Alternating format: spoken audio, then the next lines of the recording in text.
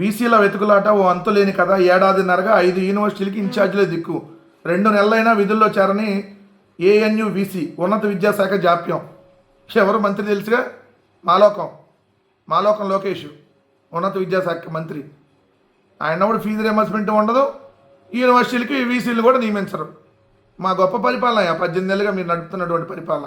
ఇదే మంచి ప్రభుత్వం అంటే యూనివర్సిటీలకి వీసీలను కూడా నియమించలేనటువంటి దిక్కుమాలినతనం, శాతకాంతనం ఉన్నటువంటి ప్రభుత్వాన్ని అర్థం కావట్లేదా? ఏది యూనివర్సిటీలకు వీసీలు కూడా దొరకట్లేదా మీ మొహాలకి? ఇది పరిపాలన భలే ఎంత అద్భుతంగా ఉందో దీన్ని బట్టి అర్థమైంది. గాడి తప్పిన ఆంధ్రకేసరి యూనివర్సిటీ. ఈయన సంతకం కావాలంటే 10,000 కావాల్సిందని బహిరంగంగా వ్యాఖ్యానిస్తున్నారు.